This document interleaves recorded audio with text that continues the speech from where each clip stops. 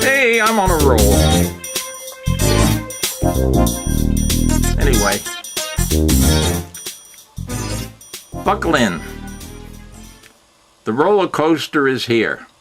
Stock market went down 777 points. That's 7 times 111.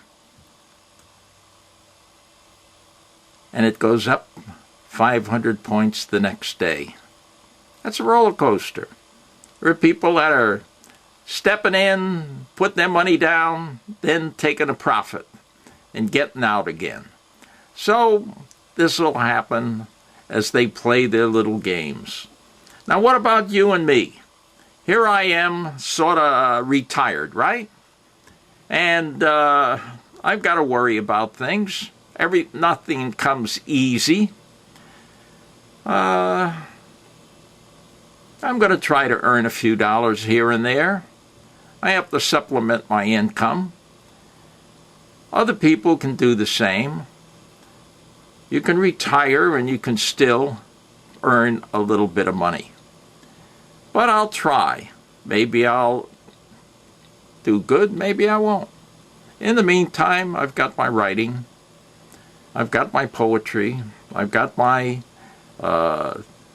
videos. I've done about 200 videos, most of them on credit cards and on poor banking policies and on predatory lending and predatory policies of big banks like International Bank, Citibank, Bank of America, Wells Fargo. Yeah, I've got a lot of tapes. And on those tapes, I say the same thing that I'm telling you tonight. But I was saying that years ago. I was writing about it years ago. I put it on my website years ago. It's only common sense. It doesn't take a genius. The geniuses are in the universities. They're the ones that are sucking the hind teat of the milk cow, the money.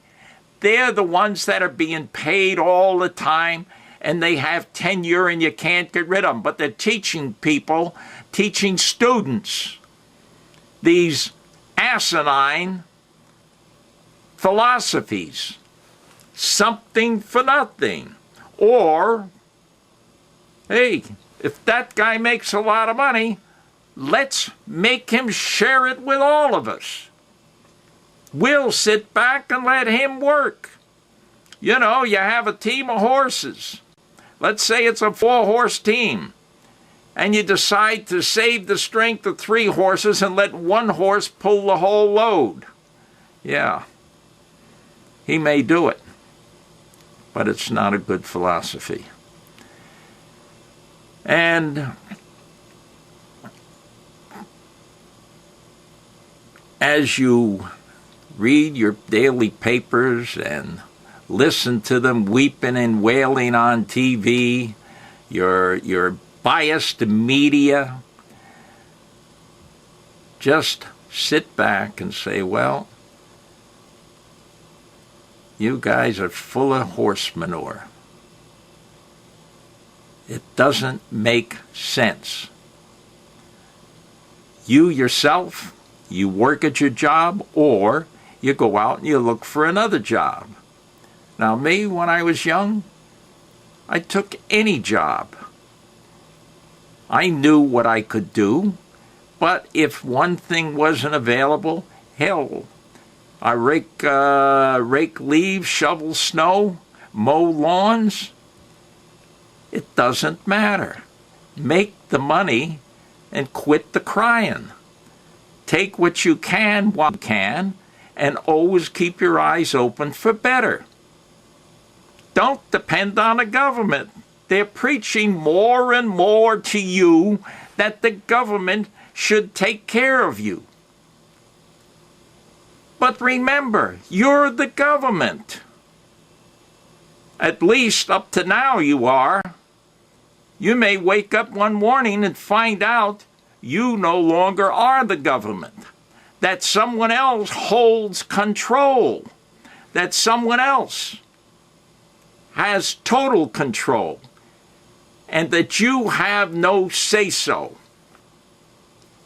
So remember that. Don't look to the government.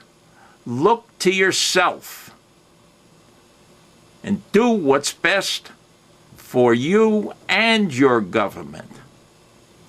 Don't think that the government owes you a living, that the government owes you a college education for as long as you want to stay in school.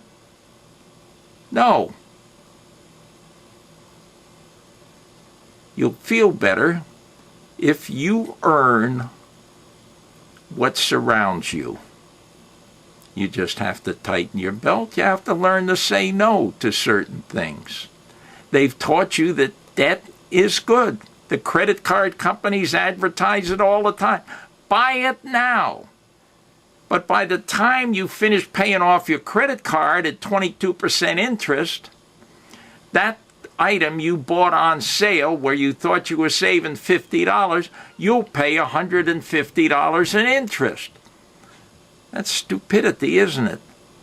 If you don't know your basic arithmetic, go back to school, go to night school and learn basic arithmetic, or get an arithmetic book.